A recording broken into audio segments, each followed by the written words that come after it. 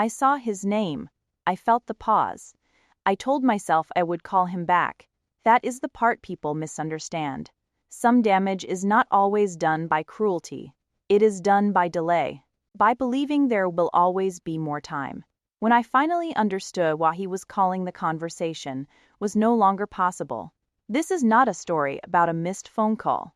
It is about the moment you realize people do not wait forever, and they do not always warn you when they stop. This story unfolds over a single night, a night filled with unanswered calls, unfinished conversations, and a truth that arrives only after it can no longer be corrected. It is told from my point of view, not because I was right, but because I was certain, and certainty is often the most dangerous thing we carry. If stories that explore quiet consequences, family bonds, and the cost of becoming too busy to notice matter to you, take a moment to like this video and subscribe if you would like to hear more. It helps stories like this reach the people who may recognize themselves in it before it is too late. Now, let me tell you about the night I learned that silence is not the same as forgiveness. My name is Ethan Cole, and for most of my adult life, people described me the same way: dependable, focused, successful. The kind of man who always meant well, even when he was not there. That is the part people always get wrong. Ignoring would have been simpler, crueler, easier to name. What I did instead was delay, and I had become very good at that. My phone lit up on my desk at 11:47 p.m. Dad. I saw his name clearly. I recognized the hour. I even felt the brief, familiar pull of guilt. Then I turned the phone face down. 5 minutes, I told myself. 5 minutes was how I measure love these days. Small enough to seem harmless, large enough to stack into years. Across the glass wall of my office, the city stared back at me, bright, awake, hungry. The kind of city that rewards people who do not stop moving. I was in the middle of a deal that everyone assured me would change everything. That phrase had followed me most of my adult life. Every promotion, every missed dinner, every apology delivered late and softly. This will change everything. It never did. The call stopped ringing. I did not feel relief. Just postponement. I finished the email, reread it twice, sent it. When I finally checked my phone again, there it was. Missed call. Voicemail. I stared at the screen longer than necessary. My father never left voicemails unless he believed something mattered, and even then, he spoke like it did not. He believed urgency was rude. He believed people should be allowed to choose you willingly. That belief had cost him more than he ever admitted. I slipped the phone into my jacket pocket instead of listening. I told myself I would hear it in the car. I always told myself that. The elevator ride down was silent. My reflection looked exactly like it had the night Rachel left. Composed, distracted, already somewhere else. She had stood by the door with her coat on, keys in her hand, waiting for me to notice. I had not. You do not disappear loudly, she told me then. You disappear politely. That makes it easier for people to forgive you, and harder for them to stay. One day, you will miss something that does not come back. I had not understood what she meant. My father had. There are people who leave by slamming doors, and there are people who leave by standing quietly in the doorway, waiting to see if you will notice. The first kind teaches you anger. The second teaches you regret. I had mistaken patience for loyalty. I did not realize patience has a limit, and once crossed, it does not warn you. It simply withdraws. Outside, the air was cold enough to sting. I walked faster than necessary, like motion itself might justify my choices. I got into the car. The voicemail waited. I did not press play. Instead, my phone rang again. Unknown number. I let it ring out. That was the moment something shifted. Somewhere between the second ring and the silence that followed, I felt it. Not fear, recognition. The kind that arrives just before truth does. I started the engine. As I pulled onto the road, my phone buzzed. A text. Dad, call me when you get a chance. It is important. He never used that word. Not for himself, not for his needs. Important was the word he saved for other people. I swallowed and stared straight ahead. I will, I said aloud, to no one.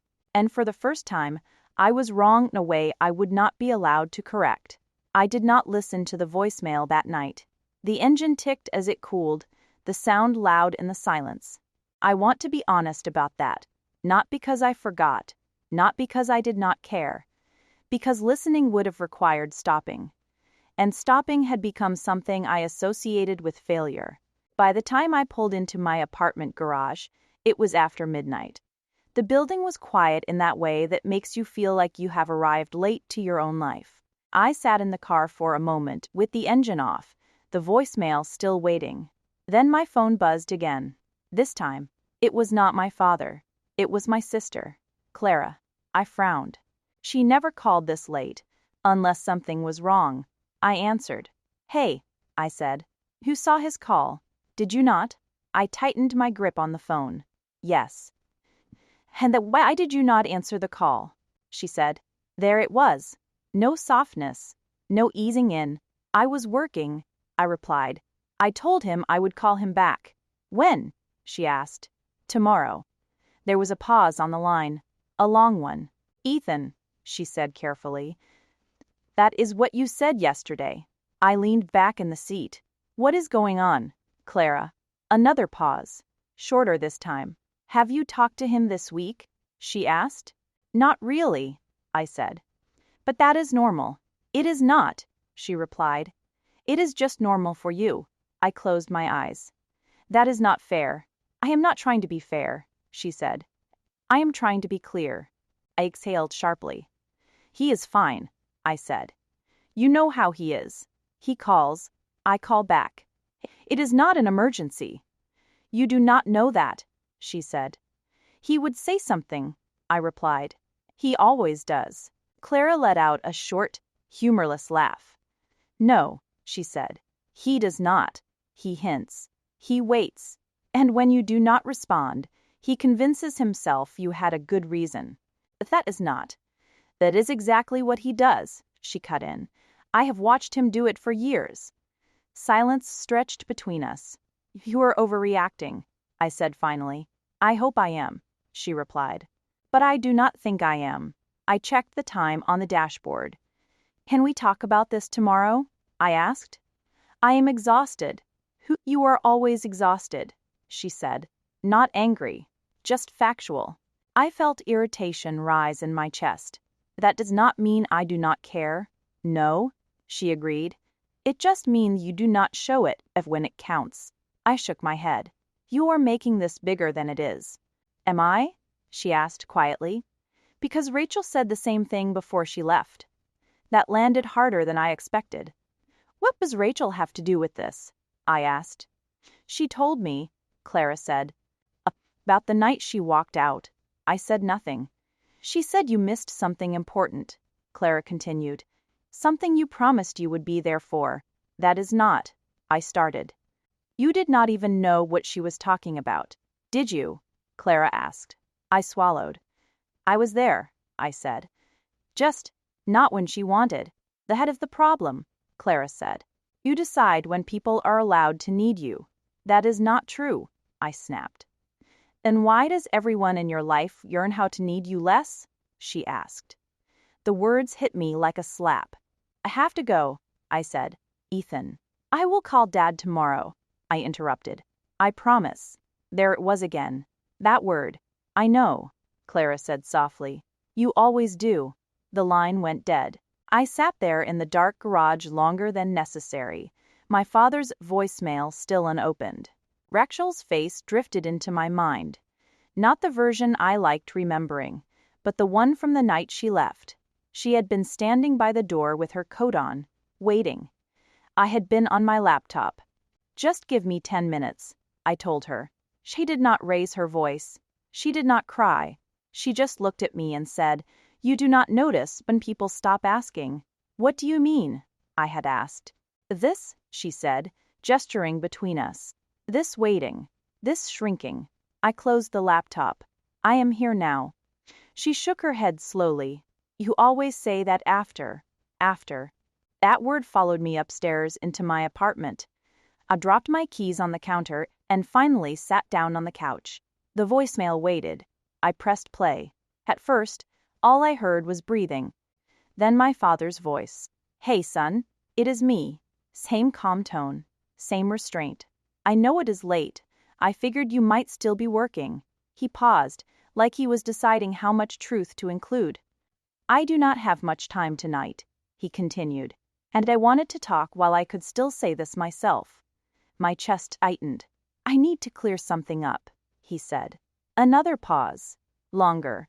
"I think you believe certain things about me, about us. And I do not want you carrying something that is not true." I sat forward. "I know you have built your life on the idea that being busy means being responsible," he said gently. "I might have helped you believe that." The voicemail crackled. "If you have a moment," he added, "call me back. I would rather do this with your voice on the line." The message ended. I stared at the phone. How that was not gratitude. That was not nostalgia. That was correction. I checked the time. 12:41 a.m. I told myself it was too late to call. I told myself he would be asleep. I told myself tomorrow would be better. Tomorrow was always better, until it was not. I went to bed with the phone on my chest, the voicemail replaying in my head like a warning I refused to decode. Sometime before dawn, my phone rang again. Unknown number. I ignored it. It rang again. I turned onto my side, pulling the blanket tighter, irritation flaring. It stopped. A minute later, my phone buzzed. Voicemail. Then another. I sat up. My heart was racing now, not from fear, from recognition. I played the first new message. "This is St. Mary's Hospital." A woman said calmly, "We are calling regarding Samuel Cole. Please return our call as soon as possible." I did not breathe. I played the second. "This is a second attempt to reach next of kin." My hands shook as I stood. For the first time in my life, work did not cross my mind. For the first time, delay did not feel harmless. I grabbed my keys and ran. And somewhere, deep down, I already knew. Whatever my father had been trying to correct, whatever my father was trying to put in place without me, I was already too late to stop it. Whatever truths I had built my life on, I had waited too long to hear it. I do not remember the drive. I remember fragments, streetlights sliding across the windshield, my hands gripping the steering wheel too tightly, the phone vibrating again on the passenger seat, like it was trying to wake me up from myself. I answered the hospital, on the third ring. "Mrs. Ethan Cole," I said. "I am on my way." "Thank you," the woman replied calmly. "Please come directly to the emergency department." That was it. No reassurance, no details, just direction. By the time I reached the hospital, the parking lot was nearly full. Cars sat crooked in their spaces, like they had been abandoned mid-thought. I parked wherever I could and ran. Inside, the air smelled sharp and clean in a way that made my stomach turn. Hospitals always felt like places where time behaved differently, where minutes stretched and years collapsed. A security guard glanced up as I approached. "Emergency?" he asked. "My father," I said. "Samuel Cole." He nodded and pointed. "Down that hall. Someone will meet you." I moved fast, then slowed. My body did not know which pace to choose. A nurse stepped forward. "Ethan?" she asked. "Yes. I am Marissa," she said. "Follow me." We walked past curtained rooms and humming machines. I tried to read her face. Nurses always looked like they knew more than they were allowed to say. "Is he awake?" I asked. She hesitated. "Just a fraction." "He was," she said. "The doctor will speak with you." That word again. Was. We stopped outside a small room. "Wait here," she said gently. The door closed. I checked my phone. 2 missed calls. One from Clara. I called her immediately. She answered on the first ring. "Where are you?" she asked. "At the hospital." A sharp inhale on the other end. "Which one?" "St. Mary's." There was silence. "You knew," I said. "Yes," she replied. No hesitation. No apology. "Knew what exactly?" I asked. That something was coming, she said. Not tonight, but soon. My chest tightened. How long? I asked. She did not answer right away. Clara, I said. A few weeks, she admitted. He did not want to scare you. He did not want to scare me, I repeated. Or he did not want to interrupt me. That is not fair, she said. It is exactly fair, I snapped. You let me believe he was fine. No, she said firmly. You chose to believe that. I opened my mouth to argue, but the door opened. A woman in a white coat stepped out. Ethan Cole? She asked. I nodded. I am Dr. Whitfield, she said. Let us talk. Clara was still on the line. I will call you back, I said. You better, she replied. Dr. Whitfield led me into a small office. 2 chairs, a desk, no windows. She closed the door softly. Your father arrived here after midnight, she said. He called emergency services himself. That sounded like him. He was alert when he arrived, she continued. But his condition deteriorated quickly. I leaned forward. Seer, we were able to stabilize him for a short time, she said. He asked about you. My throat tightened. What did he say? I asked. She paused. He asked if you had been called, she said, and whether you were on your way. I nodded. I am here, I said, like that meant something. She folded her hands. There is something else, she added. Your father asked us to make sure a few things were handled, if he could not speak to you himself. My pulse picked up. What things? I asked. Nothing urgent, she said quickly. Not medically. Personal. I waited. He said there were decisions he did not want you to misunderstand, she continued. That he had tried to explain them. Tried. He was very clear, she added. He did not want you thinking this was done out of anger. My mouth went dry. Done? I asked. She studied my face. You have not spoken recently, she said carefully. No, I admitted. She nodded once, like that confirmed something. He asked us to tell you that he loved you, she said, and that he hoped you would understand why some things could not wait anymore. My heart pounded. What things? I asked again. Before she could answer, a nurse knocked and stepped in. Doctor, she said quietly. Dr. Whitfield stood. I am sorry, she said to me. We need to move quickly. She led me down the hall. We stopped outside a room. I want to prepare you, she said. Your father experienced cardiac arrest shortly after arrival. We were able to restore a rhythm, but his condition is critical. I swallowed hard. Can I see him? She nodded. The room was dim. Machines surrounded the bed. Lines ran from his arms. His chest rose and fell unevenly. He looked smaller, older. I stepped closer. Dad? I said. His eyes fluttered. Ethan, he whispered. Relief crashed into me. I am here, I said quickly. I am sorry. I should have answered. He lifted a hand weakly. No, he said softly. Listen.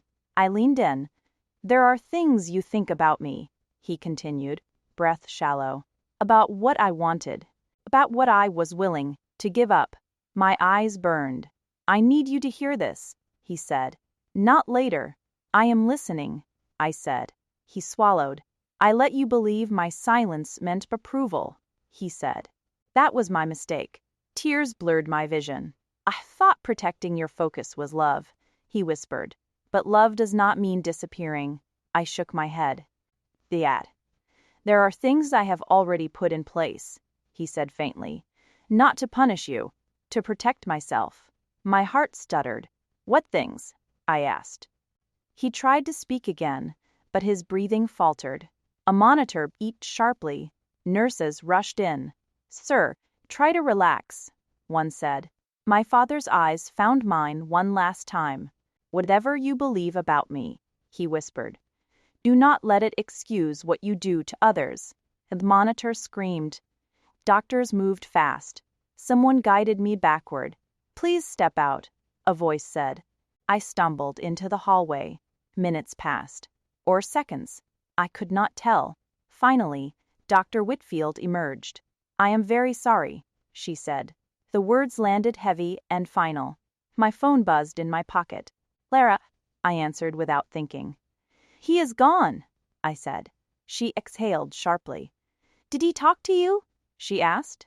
"Yes," I said. "But not enough." She was quiet for a moment. "He tried," she said. "He really did." I leaned against the wall. "Clara," I said, my voice breaking. "What was he talking about?" She did not answer right away. "That conversation was supposed to happen weeks ago," she said finally. "Who kept postponing it?" My stomach dropped. "What conversation?" She hesitated. "About the things he was changing," she said. "The things you assumed would always stay the same." I did not leave the hospital right away. People think the hardest moment is hearing the words "I am sorry." It is not. The hardest part is standing still, while the world resumes its rhythm around you, like nothing irreversible just happened. A nurse touched my arm gently. "We will need a few moments with him," she said. "Take your time." I nodded, though I did not know what that meant anymore. I stepped into the hallway and leaned against the wall. My legs felt unsteady, like my body had not accepted what my mind already knew. Clara arrived not long after. She did not rush. She did not hesitate. She walked the way she always did when something needed handling. She stopped a few feet from me. "Ethan," she said quietly. I did not answer. She glanced toward the room, then back at me. "He tried, did he not?" she asked. "Yes," I said. "But you knew more than you told me." Her jaw tightened. "I knew enough," she said. "And you knew how to ask." "That is not fair," I snapped. "No," she replied evenly. "It is accurate." I turned away, pacing once before sitting heavily on a bench near the nurses' station. Clara followed and sat beside me, leaving just enough space between us. "Tell me," I said. "Now." She exhaled slowly. "He did not want a fight," she began. "He wanted a conversation." I let out a short, bitter laugh. "With me?" That was never going to be a conversation. That was going to be another later. "That is what he was afraid of," she said. I looked at her sharply. "He said you live like there is always more time," she continued, "and that one day, time would stop waiting for you." My chest tightened. "What was he changing?" I asked. She hesitated. "That is not a small question," she said. "Answer it anyway." She looked down at her hands. "He stopped waiting," she said. Words did not land immediately. "What does that mean?" I asked. "It means," she said carefully, "that he finally accepted that your absence was not temporary." "That is not true," I said. "Is it not?" she asked softly. I opened my mouth, then closed it. She continued. "He signed the house over weeks ago." The air left my lungs. "When?" I asked. "Before he called you the first time," she said. "Before he left those voicemails." I stood abruptly. "That house was Mom's," I said. "That was our—" "It was his," Clara interrupted. "And it had become a place meant for people who never came back." I shook my head. "You are saying this like it was punishment." "It was not," she said. "It was a boundary." I laughed, sharp and disbelieving. "Since when did Dad have boundaries?" She looked at me fully then. "Since he realized love does not mean disappearing," she said. Silence stretched between us. "He transferred the house into a community housing trust," she continued. "They will sell it and use it for affordable housing. Families." My throat tightened. "That was Mom's idea," I whispered. "Yes," Clara said. "He remembered." I sat back down, stunned. "He did not want this to feel like revenge," she said. "He wanted it to feel honest. Some consequences do not arrive shouting. They arrive already settled, already signed, already rearranged. They do not argue with you. They do not explain themselves. They simply show you the shape of the life you built, after you stop showing up to live in it." I had noticed something by then. When people do not know what to say anymore, they stop using names. They say HY instead. It gives you room to stay guarded. My phone buzzed in my hand. Rachel. Clara noticed the name. She heard, she said. People talk. I answered. Hey, I said. Hey, Rachel replied softly. I heard about your dad. I am really sorry, Ethan. Thank you. Silence settled between us. Heavy, but not awkward. He loved you, she said after a moment. More than you realize. I'll keep thinking, I said quietly, that I should have known something was wrong. Another pause. You were never good at noticing when something needed you loudly, she said gently. I know. She hesitated. Had he ever tell you why I left? She asked. No, I admitted. She exhaled. I did not leave because you worked too much, she said. I left because you disappeared when it mattered. My chest tightened. My mother was in the hospital, she continued. You promised you would come. I closed my eyes. You sent flowers instead, she said, with a note that said you would explain later. I remembered. I waited, she said. Not because I did not need you. Because I believed you would show up. I thought. I know what you thought, she interrupted gently. That understanding was love. She paused. It is not, she said. Presence is. After the call ended, I sat very still. Clara watched me carefully. Now you see it, she said. See what? I asked. That this was not one missed call, she replied. It was a lifetime of people learning how to need you less. I leaned back and stared at the ceiling. For the first time, success did not feel impressive. It felt like an excuse I had been repeating long enough to believe. The funeral was 4 days later. The church smelled faintly of old wood and incense. 4 days felt like nothing, and too much at the same time. Not enough time to understand what had happened. Too much time to sit with the parts of myself I had been avoiding for years. The church was small. My father had chosen it long before he ever needed it. Clara told me he had always said, big rooms make it easier for people to pretend they were close. I arrived early. That was new for me. I sat in the back pew and watched people come in. Neighbors, old co-workers, people who looked like they belonged to a version of my father I had not fully known. A man in a worn jacket paused beside me. You are Ethan, he said. I nodded. Your dad helped me rebuild my porch last winter, he said. Did not say a word about his back hurting. Just showed up with tools. I swallowed. He never mentioned it, I said. The man smiled faintly. He did not mention a lot of things. A woman with gray hair leaned across the aisle. He walked my dog when I was recovering from surgery, she said. Every morning. Would not let me thank him. I nodded again, my chest tight. These were not grand gestures. They were consistent ones. The service began quietly. No dramatic music. No long eulogies. The pastor spoke about presence, about constancy, about the kind of man who did not need to be seen to matter. Then he said, if anyone would like to share a memory, please feel free. Silence followed, not empty. Waited. Clara glanced at me. I shook my head. A man stood near the front. I worked with Sam for almost 30 years, he said. Never met anyone who listened the way he did. You could talk yourself into honesty just by sitting with him. Another pause. He once told me his proudest accomplishment was raising children who could leave. My stomach dropped. That is what he said, the man added. But I always thought what he meant was that he hoped they would come back. A murmur passed through the room. Someone else stood. He never missed a school play, a woman said. Not even 4 kids that were not his. I felt heat rise behind my eyes. Clara leaned toward me. He is not talking about you, she whispered. I did not answer. Because I knew he was. The pastor looked around again. Ethan, he said gently. Would you like to say something? The room turned toward me. Every instinct in my body told me to decline, to stay seated, to stay controlled, to stay hidden. I stood anyway. I walked slowly to the front, my footsteps louder than they should have been. I cleared my throat.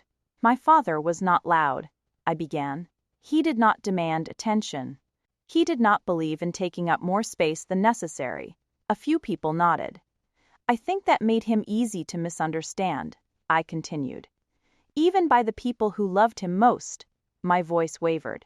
He raised me to believe responsibility mattered more than presence, I said.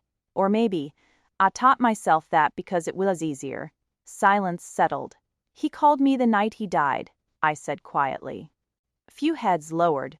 I saw his name on my phone, I continued. And I told myself I would call him back. I paused. I always told myself that. My hands trembled slightly. I thought understanding meant he did not need me, I said. I thought patience meant approval. I swallowed hard. I was wrong. The words felt heavier spoken aloud. I was not there, I said. And that absence was not an accident. The room stayed still. My father did not stop loving me, I said. He stopped waiting for me to show up. I stepped back. No applause followed, just quiet. After the service, people lingered. Stories formed in small clusters. Shared laughter mixed with grief. A woman approached me near the door. He used to say you were doing important things, she said. Bragged about you in his own way. I nodded. He was proud, she added. Even when he was disappointed. That distinction stayed with me. Outside, Clara stood with her arms folded, watching people leave. You did not have to say all that, she said. Yes, I replied. I did. She studied me for a moment. You know, she said. He was not angry with you. I know. He just did not want you mistaking silence for consent anymore. I nodded. Later that afternoon, we went to the house. Or what used to be the house. It was already emptier than I expected. Boxes stacked neatly, walls bare. He had prepared. I sat at the kitchen table where my mother used to cook. This was where he made the decision, Clara said softly. I looked up. He sat right here, she continued. Said he realized he had been organizing his life around someone who kept postponing it. The words hit hard. He told me he was not punishing you, she said. He was finally choosing himself. I stared at the table. That is what hurts, is it not? She added. Not that he changed things. That he did it calmly. That night, back in my apartment, I sat alone. My phone rested on the table. No calls, no messages, just silence.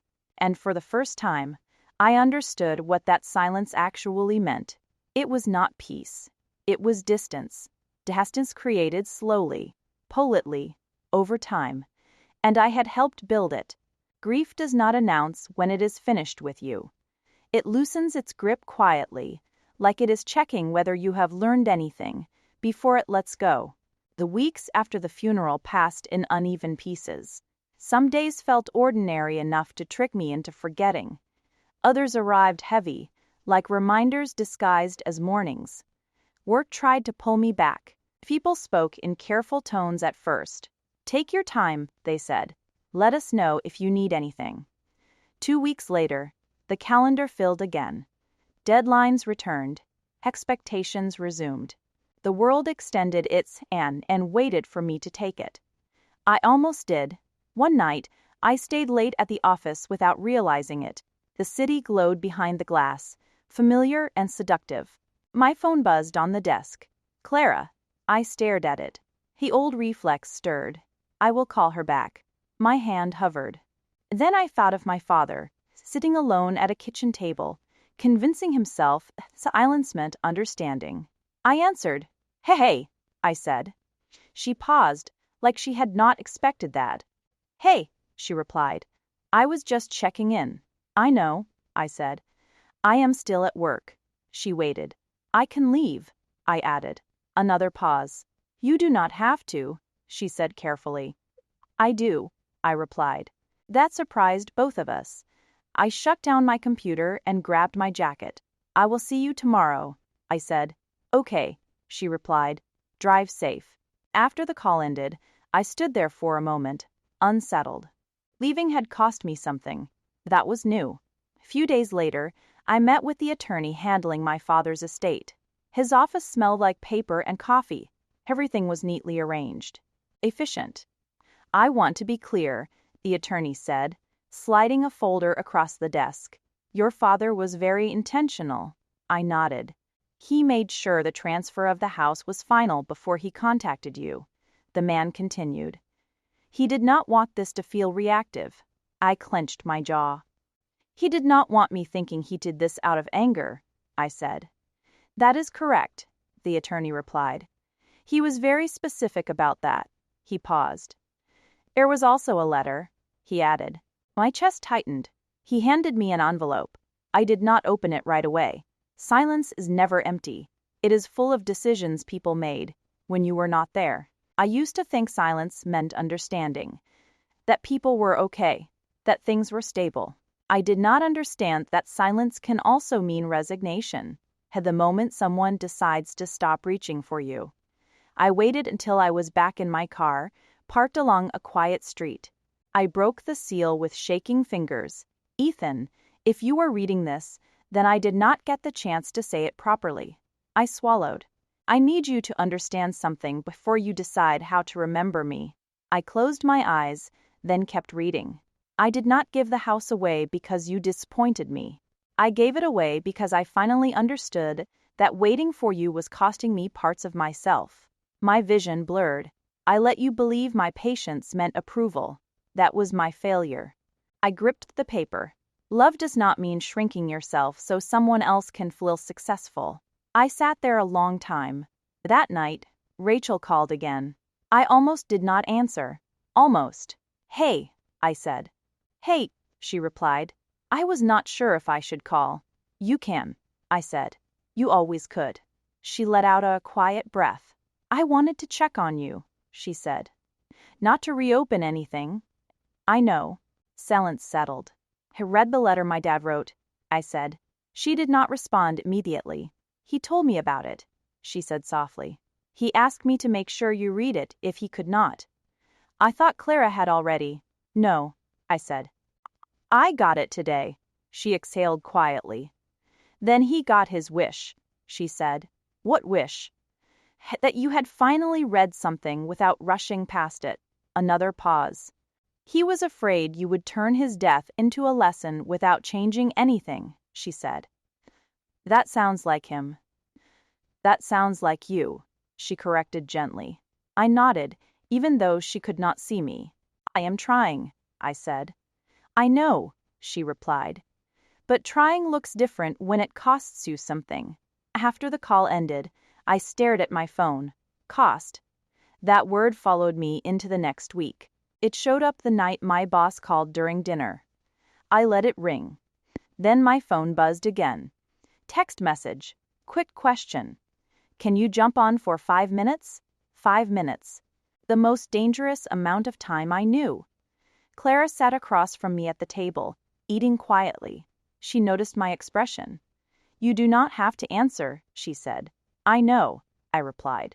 I stared at the screen. Then I turned the phone face down.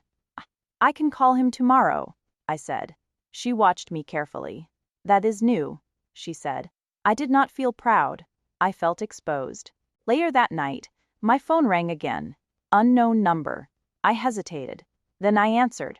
Hello. Hi. An older woman said. This is Mrs. Bennett. I live next door to your father. Yes, I said. Remember, he used to help me carry my groceries, she said. Even when I told him not to. I smiled faintly. I just wanted to say, she continued. He worried about you. My throat tightened. He was proud, she added quickly. He worried you thought love was something people adjusted to. I closed my eyes. Thank you for calling, I said. After we hung up, I sat in the quiet. That night, I listened to my father's voicemail again. Not the last one. The earlier one. The one I had rushed past. I need to clear something up, he had said. I do not want you carrying something that is not true. Now I knew what he meant. Months passed. Nothing about me changed quickly. Not dramatically. Ordinarily. And that is where the real test lived. One evening, my phone rang while I was in the middle of something important. I looked at the screen. Clara. I stood up and stepped away. Hey, I said. Hey, she replied. I just wanted to hear your voice. I'm glad you called.